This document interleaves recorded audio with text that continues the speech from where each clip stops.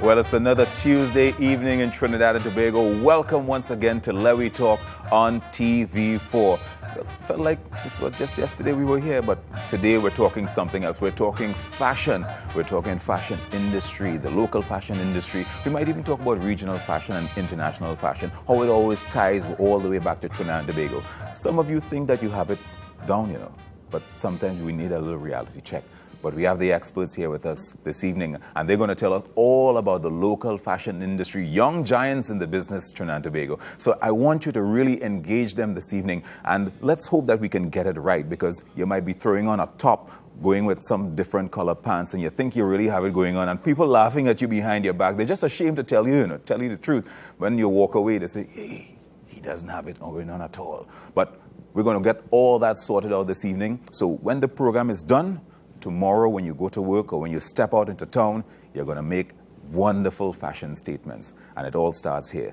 Welcome. We want to welcome to the program this evening Mr. Mark Eastman, a young giant in the business and growing with strength every day. Miss Elise Roster, very elegant all the time. And when you hear her speak, you would wonder if she's some sort of radio or television presenter, but always very articulate every time. And no stranger when it comes to the world of fashion, a South man like myself. So I'm going to show off this evening because I'm talking to my southern brother, Mr. Darren Atz. Good evening and welcome to the program. Thank you very much for being here. And Darren has been able to spread his wings all over. By the time the program is, you'll see how big his wings are. But you can contact us and be part of the program this evening. We're streaming on Facebook. Of course, you can go onto Facebook and check us out at www.facebook.com/our TV4, and also at GISL Limited TT/TV-4. Also, you can follow us on Twitter, my friends, at #LewiTalk. And if you want to call this evening and maybe chat with Darren or Elise or Mark, not this Mark, that Mark, because that is the expert, you can call us at 675-8747 and 675-8749.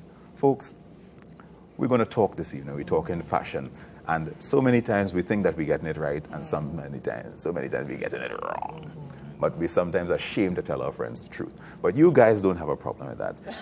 I know you guys don't have a problem with that. But before we get into the real nitty-gritty of what we're going to talk about this evening, I'd like you to share with our viewers your backgrounds. Darren, we'd like to start with you. Well, I have been in the sector for about 15 years in terms of the fashion aspect of it. Never intended to actually get into fashion. Fashion really progressed by my interest in terms of trying to supply services for people who were going up for events and taking part in events and stuff. And from that aspect, my interest in getting into fashion started in terms of I had an idea to try this, try that, and fusing it together. So with that, my experience developed in terms of merchandising, and that's really where I have my background in terms of that, in managing stores here and abroad and chain stores in terms of merchandising. So that's where my strength started for me to fall in love in terms of getting involved in fashion. And you're still being modest in terms of the things that you've been talking about, Darren. Tell us about your BET and your Essence and all the other accolades that you have to your name that you wear very, very quietly below your belt. Well, being part of actually Essence experience was a hit and miss. At that point in time, I was senior editor at Essence magazine, and I was very determined when I was in New York to get involved in Essence in some aspect of that way. And I had the opportunity to get in contact with the person in the wardrobe department in terms of fashion. So with that aspect, we had the opportunity of actually planning what would be the concept of the fall, winter, and spring sections of the magazine. So I got the first-hand approach of how they would go into the wardrobe room and how we would pull out certain looks, and then it would be approved by the fashion department and approved by the editor, and that would be do the test shoots, and that would be the look. And that year we were shooting spread for Maxwell, Queen Latifah, and Toni Braxton. And the fashion segment of that year, we were women in their 50s, sophisticated, and still doing business in the corporate world. So most of that shoot was done in the heart of New York City. So we had the opportunity of being in the environment, understanding how the makeup would work using the product, Bobbi Brown makeup at that point in time, how they would shoot the concept and all that stuff. So I was really happy to have that experience and working around the team. And again, it was really by accident. I mean, and just the twang of the Trinidad accent really started that conversation. Well, Trinidadians, you can't hide. That is what really started What the about with the conversation. BET experience? And we want to get to the others, but tell us quickly about the Free BET and AJ. experience. Around that time, that was at Free and AJ was on television, and Rick Davey was assisting, which is also have Trinidadian roots. Rick Davey was assisting in terms of the style department for the segment, and Free used to dress very different. They didn't want the regular type of clothes. She had the brown hair, afro hair, and very urban because that's an urban program. And we had to come up with certain looks, and because the program was on almost every day, so we were filming sometimes 2 shows in one day. So within that period of time, you had to look for 2 looks, 2 wardrobes in terms of that. For that. I mean, AJ was someone different. You could have brought him in with FUBU and all the other brands, but with regards to AJ, they wanted much more natural and much more creative wardrobe. And then even with her, she wanted that kind of look in terms of that. That's so I had the excellent, opportunity of working, and we used cheesecloth one year Cheesecloth. to create a top and, certain ideas. Because, you sit there and you come up with ideas, what would be interesting. Because it had to be street ready, it had to be relatable, and because the show was created in this street set version. So you use elements of the street and creativity. People who were low on budget could afford fashion, we really would create fashion. So that's what the concept of the show was. And that has done so well for you, Darren, and you have been able to grow from strength to strength. Elise, tell us about Elise Roscoe. Okay. Well, for me, fashion and being a creative person really stemmed from my household. My parents were very creative, and I think that it was their support that really fostered that spirit of creativity in me. And I always loved making things, creating things, and I think that has stayed with me, to now. So when I was about 15, I got the opportunity to intern with Gillian Bishop, who does fine jewelry, and that really opened my eyes to what craftsmanship should be and what a commitment to excellence when it came to designing should be. So jewelry has always remained my first love, but I decided that I wanted to really study fashion abroad, and I went to the Savannah College of Arts and Design and got a BFA in fashion because I thought that I would have more opportunities in terms of, merchandising and marketing, buying, as well as the designing, so that the world would be my oyster, because I've always thought about traveling and really, following my creativity wherever my spirit wanted me to go. I got a scholarship though, and I had to come back home. And I think that once I came back to Trinidad and Tobago, I saw that things had really changed. In terms of fashion, we had really taken some leaps with the advent of technology and, the world getting smaller. Our influences are much more global. And that has really had an impact on the sector, and particularly, what I try to do as a designer and an arts administrator, because I wear many hats. Well, so we know that you just decided to just leave them on the side for today. Well, Mark is wearing his hat, so let's find out. Mark, tell us about yourself. Okay, well, I really got started in fashion in secondary school. My first experience was actually designing a dress for one of my classmates in probably around Form 5, graduation. So that was like the first taste of fashion, I would say. After school, I decided to further my studies a little bit by studying tailoring at the Malik Senior Comprehensive through the YTUP program.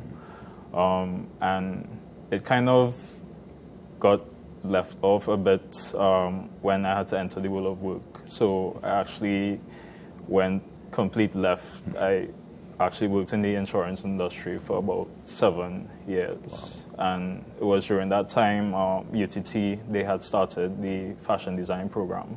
And a friend, she saw the ad in papers and she was like, I think you should really check this out, because I guess between that time I was still kind of dabbling in it. I tried a little bit of modeling, trying to get into the industry as well. So it was during that time that I started at UTT. That was probably around 2008. So between that four-year period, I attained a BFA in fashion design. Shortly after that, while still working in the insurance industry, I was in contact with Robert Young of the Cloth. Yeah. And he really said, well, I think you should come and work with me as an intern. So that's kind of where I really got into the industry. So it really began back then. Yeah. When you look at design and what triggers and, actually the engine room of design, it is all inspired by inspiration. Where does your inspiration come from? I'm sure it could be different for each of you. It is. For me, inspiration comes from what's going on in life and society, and how society, how I perceive society, how society perceives me, and I guess the perception of what I would want it to be, and what I would like it to be, and what it is. So within that element, you find you're taking those experiences, and like I was saying recently that music is like a language, and for us designers, design is also like a language, because we convey messages through what we design, be it in terms of Elise here in terms of jewelry design, Mark in terms of his design, as well as what I do as a person. And I think what I do as a designer, I try to stay so very true to what I am feeling and how it affects me in the moment. So you would always find that my collection would be relative in terms of what I am experiencing or what I have experienced. And I play on words and to convey certain thought process and get them to get that mindset into how they would view the fabric or how they would view the collection in terms of that. And for example, I had a collection called Sweetbread.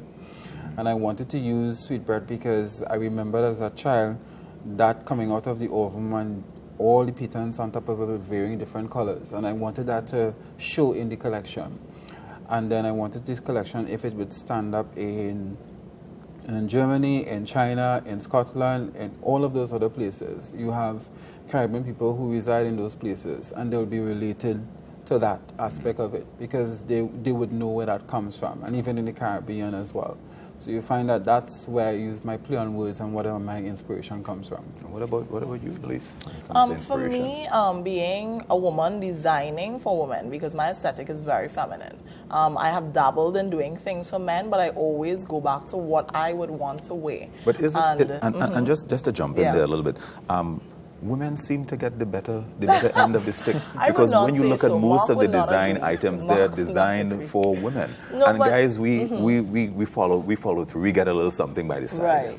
Well, I wouldn't say so. I think that now there definitely is more of a demand from the male elements in our market, where they are seeing what has been offered to women for a long time, and they're asking for that. A lot of the bead jewelry, men are accessorizing more, and you're seeing a demand for that, especially with the handmade products, where they can say, okay, well, I want this color, I want this texture, so they're able to inform the design.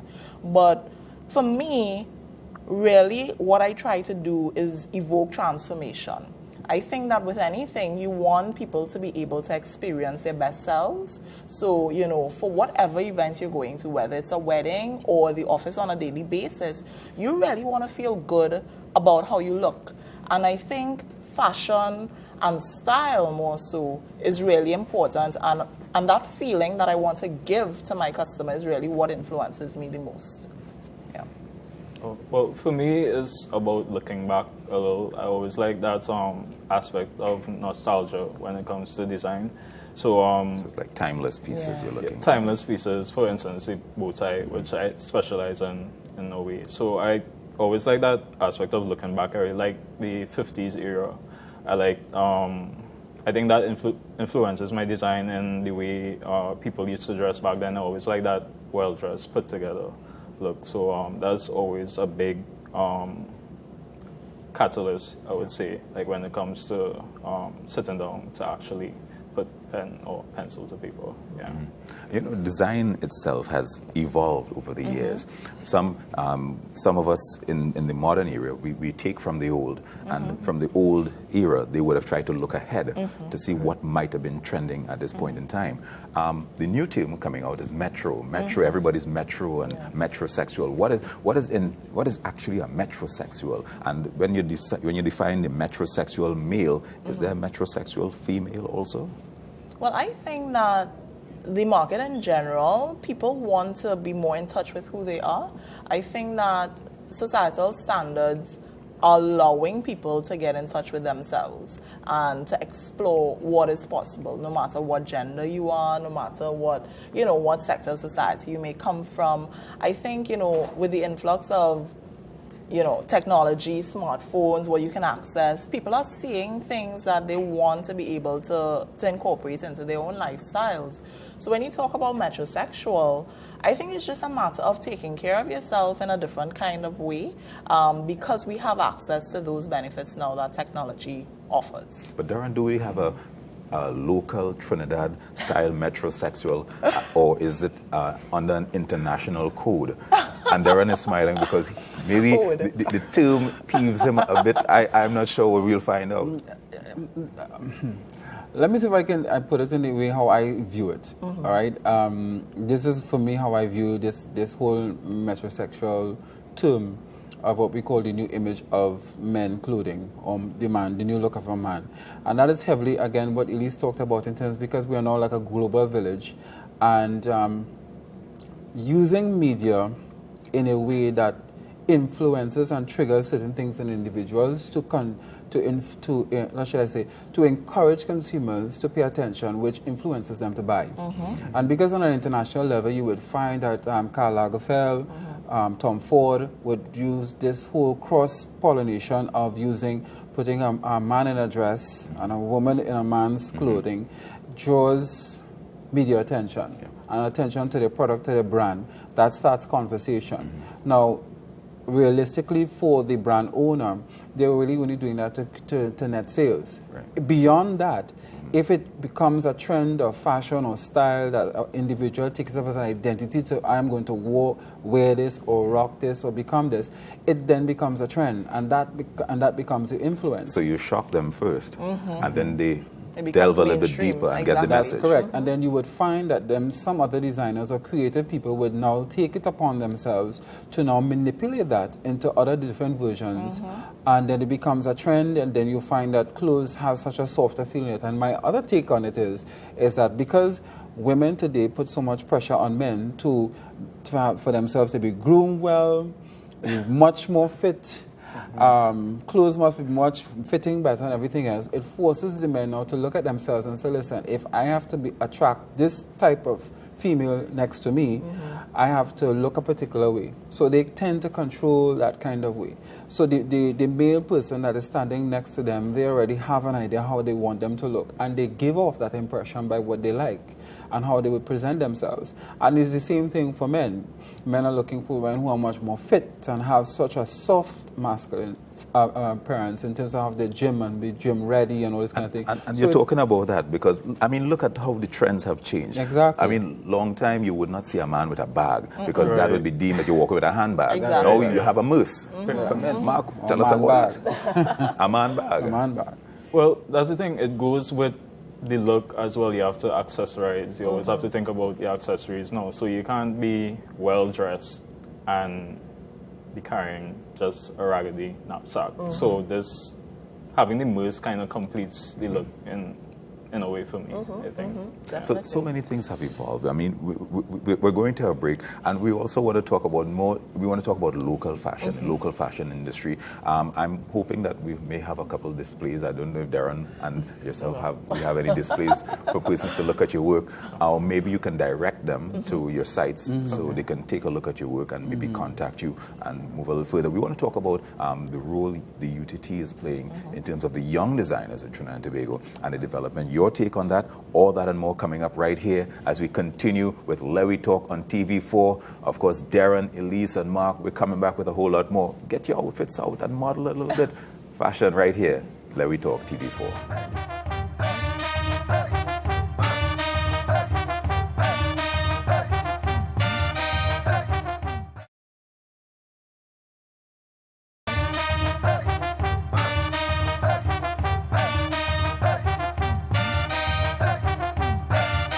We're back to Lewy Talk on TV4, and you missed it during the break. We had a little modeling competition here going on, and I won't tell you who won, and I won't tell you who came last.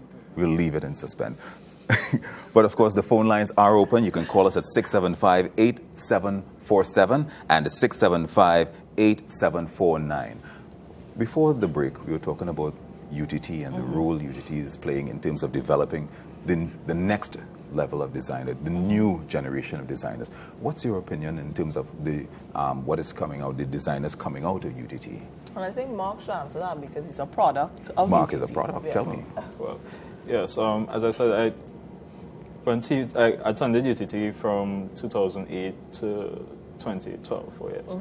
And I think the experience, people always look at fashion as something lightweight, like it's just fashion, it's not, but it's really grueling. It's a very grueling process from draping, sketching, and sewing, because that was my kind of weakness. Like I could draw really well, but my sewing was always kind of shaky. So UTT has really played a role in like developing certain skills or strengths that potential design or aspiring designers might have. So I think When one leaves UTT, and like yourself, and we can use you as an example, are we on par with what you might have learned and your skills that you might have acquired at UTT to maybe stand on your own at this point in time to take it to the next level, as we like to classify it, Mark? I think it's kind of difficult to stand on your own because it is a very expensive business. So I think just getting out of school, it is kind of hard. I will say that it was kind of hard for me, and I think being under Robert Young of the Claude, that has kind of helped me in a way because it has made me make connections that I wouldn't normally have, like just on an everyday basis. So you make connections with stitchers, other designers in the industry, and things like that. What's your? I think Mark made a really good point. So we have the academic institution, and people need to understand that there's a process. That as much as we are creative as Trinbagonians, that you really need to learn the discipline of design. What is going to take you from that creative person to somebody who can make collections, several times a year and run a successful business or create a brand? I think mentorship is fantastic to really bridge the gap between somebody who has just graduated to somebody who can succeed in the industry. Because learning how to, present yourself as a designer, make those connections, who is going to be manufacturing your stuff. Because while you may be able to sew, if you get an order for 100 jackets in 2 weeks, how are you going to make that happen? And how do you also connect with persons, not only locally, but regionally and internationally? So the people who have been there before, the Robert Youngs, the Mailings, the Claudias, I think it's excellent that they're still so vibrant in the sector and they're able to pass on or transfer that knowledge because they have had success. And having that younger generation learn from them and, build the sector, I think is very important. There's so many things that we can learn, and, we have to also thank the folks at UTT and the young designers coming out. But is there space here, Darren, for all these young designers coming out? Is there any space for them? Here's where I might have some enemies in terms of how I would respond to this, because I am not a product of UTT. I attended secondary school and I got a distinction in creative arts. So creativity is an raw element with regards to what I do. But from one end, in terms of my merchandising background and my field, understanding the business aspect of fashion is what takes what I do as a brand a little further beyond just what we learn from the UTT model of academics. Now, I understand when Mark talks in terms of it's difficult to stand on your own after coming off the program such as that. But just like many other, let's just say the universities and all these different programs that are coming to, it becomes a saturation of people with degrees and BMAs who are trying to get into the market. And then how do you now regularize them in terms of that? So there's no permanent jobs, there's on contract basis. So the next initiative is to bring them in under internship.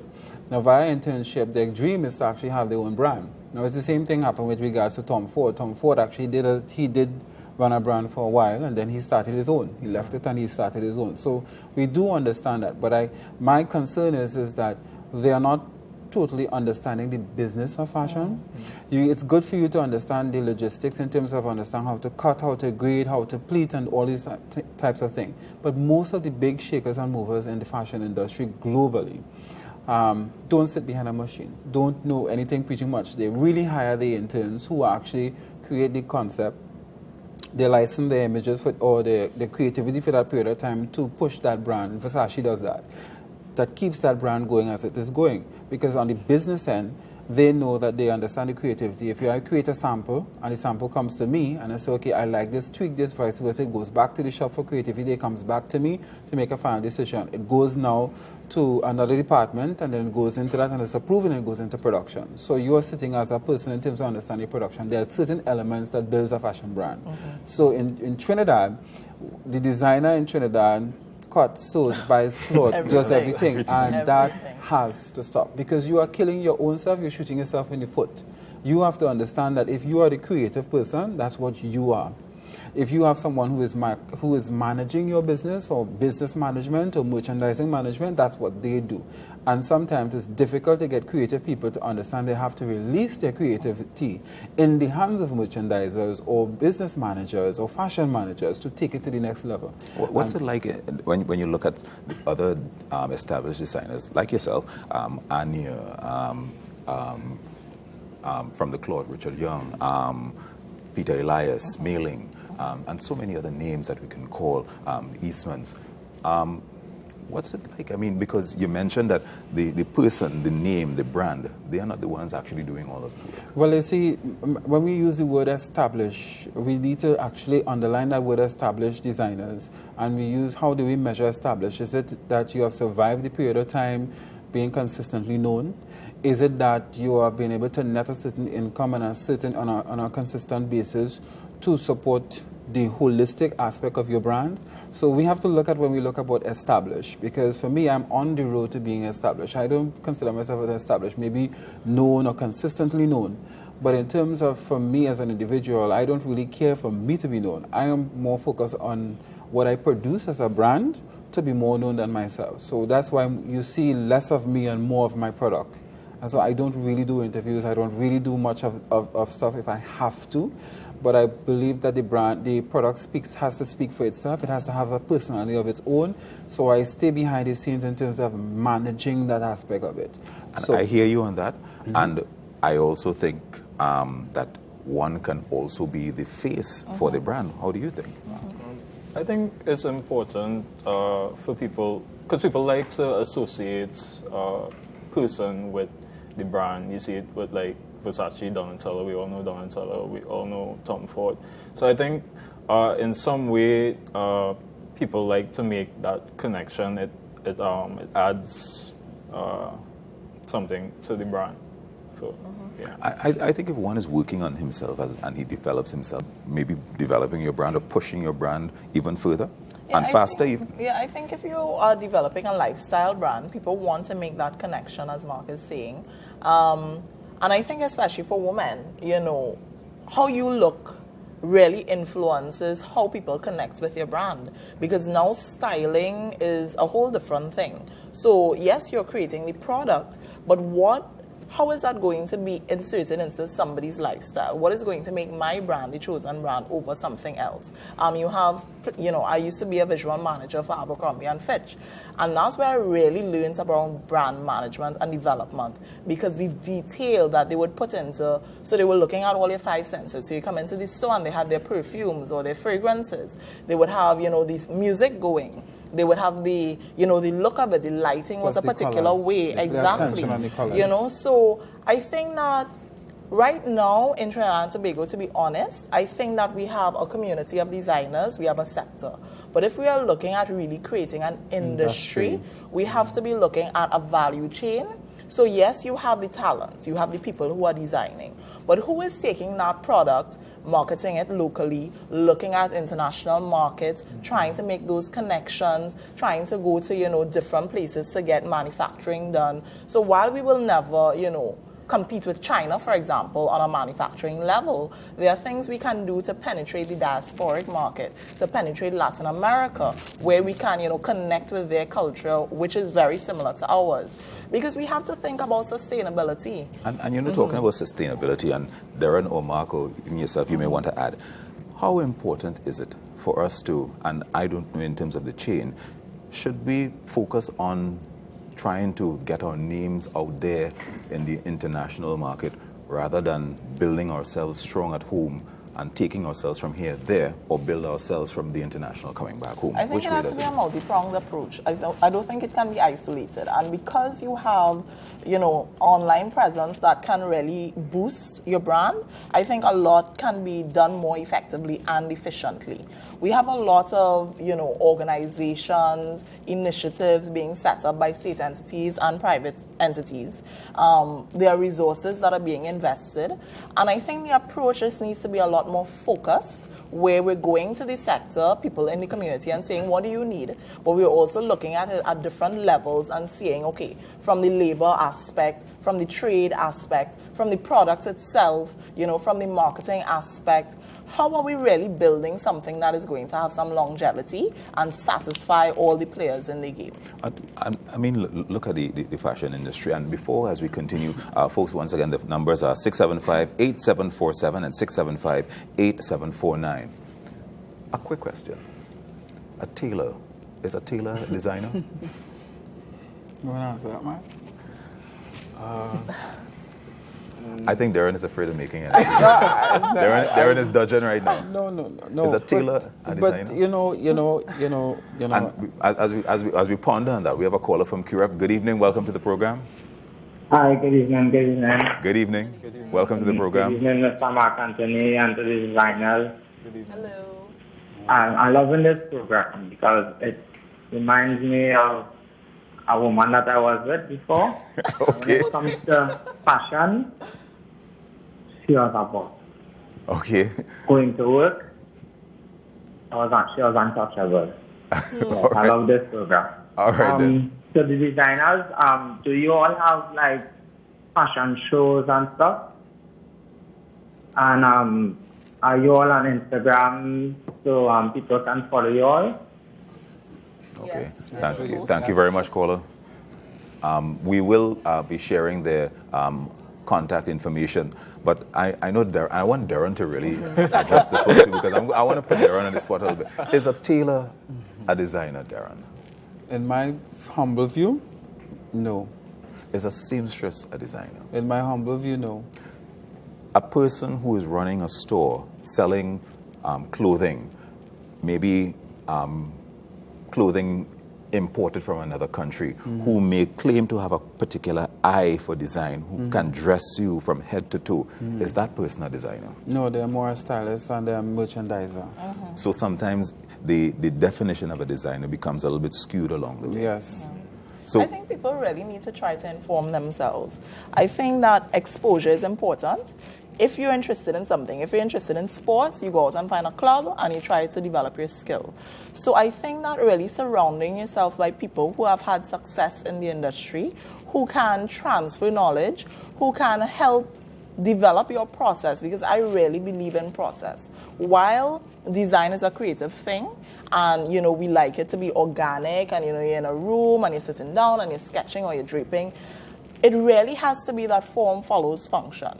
So that people are wearing this. If I'm selling something to a customer, I want you to be able to use this garment or accessory or piece of jewelry for years. It can't be that you're wearing something and it's falling apart. But does it really come down to wearing something for a couple of years? Because if you're going to keep that for a couple of years, then I'm losing money. I'm losing business. I don't know. Does it believe matter? that I don't believe in disposable Does it really fashion. matter to the designer? Trends are important, and you can't be in the fashion industry and not be aware of trends. What about when we look at the runway? Some of the clothing we would see on the runway, Darren, Mark, and yourself. Some of the clothing we would see on the runway, is it really designed to be worn out? No, it's on the designed street? to evoke some kind of response. And again, Darren was talking about, creating that still. Because at the end of the day, what is setting you apart from somebody else? I want media attention, the same way celebrities go out and do all sorts of things to get media attention. So you have this crucible of high fashion, and fashion has different layers. Not everything is ready to wear. You have different levels. You would have high fashion, haute couture, you would have pret-a-porter. You have these different areas where people find their niche markets. And you have to decide what kind of designer you want to be. Not everybody is operating in the same area. I was actually having this discussion with a friend abroad. It's one of those friends where they're like, I don't know, I'm not into that fashion thing, because they would look at shows and it would immediately the response would be like, okay, I can't wear that. But the thing about fashion is you have to understand that is almost like a performance. So they style the looks on the runway. That's just for the runway. That's just for presentation. That is what will get your looks in the magazine. But when you look at the looks closely, they could be taken apart. Like probably you could wear the pants with probably like a normal tee, or probably the jacket over something that you have in your wardrobe already. So it's all about, as I say, the styling of it. Most of you have either hosted your own events or worked on events, worked on your own lines or worked for a particular line. How difficult is it when maybe preparing for a fashion show, preparing a line, to acquire the materials? Because most designers, fashion experts always complain that there is great difficulty there. And Darren is biting his lip. It goes back again to what I have been saying, that we use the word fashion industry too loosely because we're not there yet. That's the reality. And the faster we can live in the reality of where we are, the better and faster we'll get to where we want to go. We have a fashion sector. We have people who are creatively interested in actually doing fashion, and it's a cross-pollination, and a lot of stylists think they are designers, and a lot of designers think they are stylists. And it's a cross-pollination of each other. And again, everybody cannot be doing the same thing. And then we have tons of showcase platforms that has always on the market. But then when you're creating these platforms and you're launching these parts of these designers, where do they go after? Is that applause, go home and take the clothes? If you're showing in San Fernando and you're living in Toco and you take your clothes back home, how does the person who like your clothes in San Fernando get to you in Toco? So it's all of that. And when you speak to the point in terms of finishings and materials and stuff, that's another challenge because you're limited by the types of materials that are imported into Trinidad. And then when we look at the fashion sector, we don't have enough options to choose from. Fortunately for us who are still in the creative sector, it's more of a global village, so we do have access to get some of these things now, whereas 10, 15 years ago it was much more of a challenge. But again, even that in itself is a business, because if you can be someone who is supplying only finishings, then you're still contributing in terms of the fashion sector. So you don't need to be the designer per se. You don't need to be the person who is sewing. You don't need to be, there's a fashion manager, there's a marketing manager, there's all of these things that relates to fashion. But everybody seems to think that if I can put two fabrics together, I am a fashion designer. And we have to actually recognize that it's much more, as Mark was saying, that it's much more than that. It has to be taken much more seriously than that. And my pet peeves is that so many designers are coming on, because I sit as a chairperson on an event called San Fernando Fashion Week, and we have so many designers, emerging designers who are coming forward, and when we go through the process with them, we realize that they are just about the showcase. They're not about the business. So for the last 4 years, it has been so critical for us. If you're partaking in San Fernando Fashion Week, one of the things you have to do is that whatever you're putting out as a production, it must be marketable ready and retail ready. You must know your US price, you must know your TT price, you must know your yardage, you must know your sizes it is available in. You must know these things before it show on the run, because it's not going to show, and that's our condition with regards to it. And then we are moving now to launch our showroom, our permanent showroom, coming off of the show, where we're going to critique the pieces that are shown on the runway, and it goes into our show space for the retail, wholesale and public to come in now and purchase from them. And then the work goes back to them. So, and then we're also working to network with small and medium manufacturers through the region to supply their orders, and convincing them, which is very difficult, to not sew their work. Is to this also outsource a it. television program that you're planning to put onto the airwaves very, Oh, very it's- soon? it's- Because it it's- sounds like a television program, maybe in the works there. The fact is, it's no longer an idea; it's a reality. We had it as an idea before, and we've been working behind the scenes to get it from one point to the next. And as of this week, we will be launching that showroom in South Trinidad. And it's going to be open to not only designers who are shown on the event, but also generally people who are creative in the creative field who want something to bring to the retail aspect. And this is where we're coming out to manage them and manage them from a business perspective, getting it to the consumer, getting it to the wholesaler in terms of that, and meeting your deadlines. That's so critical and important. So we have to sometimes be with a little whip. At times, there's something real. You have to be like a little whip and say, no, don't, that's not making let them sense. understand To this is not a mass hustle produce this. business. Exactly. Yeah, You have to be right. Because the consumer they understand fashion more than yesterday. They know what they want. They know what looks good on them. And because of social media and television, they understand how they want to look. And you have to find your client. You have to understand what your client wants and what type of the day he or she is and who you're addressing, and you stay in your lane. Doing everything under the sun, it goes nowhere. And of course, you mentioned it's based on what your client wants, and sometimes what your client wants is not the right thing for your client. But that's a whole other discussion. You have to learn to say no. Of course, folks, the phone lines are open, 675-8747 and 675-8749. And we're going to take a break and come back with a whole lot more. When we come back, we're talking fashion and entertainment. Quite interesting when we come back.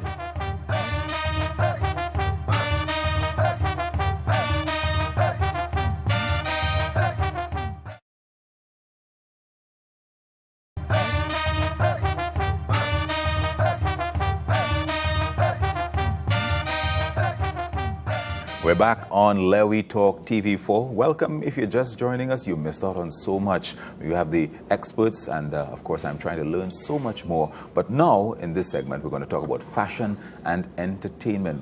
Is there a nice synergy when it comes to fashion and entertainment, or do they collide? We're going to find out. And Darren is hoping I'm not going to ask him this one, so I'm going to come to you, Elise. So tell us about fashion and entertainment. I mean, it's all about the visual. You know, what is our first impression? How attractive is this person? How does that make you to connect to what they're presenting and their sound? There's two young guys, Young Rod and Mark Hardy, who are rappers, local rappers. And Mark Hardy has a line of clothing called Addicted to Progress, where it's T-shirts, and, you know, he does all these different graphic designs on the T-shirts. But when you look at him as an entity, you know, he's on stage and he has his glasses, and it really creates a whole package. You look at Marshall. I mean, Marshall had an exhibition where his costumes were on display. His parents had kept, you know, his costumes from 8 years old to most recently. And it definitely plays a crucial part to creating that persona, because when you go on stage, you're projecting something that is larger than life. And fashion, styling, costuming adds to that visual, definitely. Well, what about Anya? Anya Ayongchi, we have our internationally known Anya Ayongchi here when it comes to fashion. How do you view that, Mark? Well, I think she's definitely done a lot for Trinidad as a whole. Because I think people would not probably associated fashion with Trinidad, because they always saying that we just this tropical island, you know. Adopt, yeah. more or less. Yeah, so the thing is that we could produce international talents, I think. Yeah. And Anya, what about Anya's role in terms of promoting local talent, not just her own, but other persons who might be able to follow in her trail?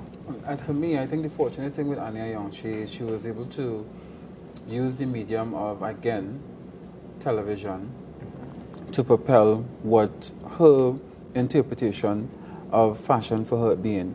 Now, there's always a plus and a minus when you become very successful in reality TV, because that Project Runway is a reality TV program.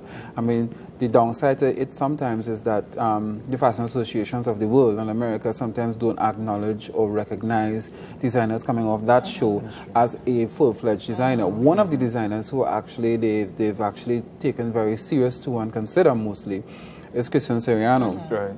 And he has been able to transcend beyond the reality TV experience to actually a full-fledged designer dressing people for the Oscars and everything else. Now, there's always a catch-2020 with reality TV success. So having someone who is passionate about fashion and design and being successful through a reality module television program, one has to now step out into the real life and real world and now define themselves as a real full-fledged designer.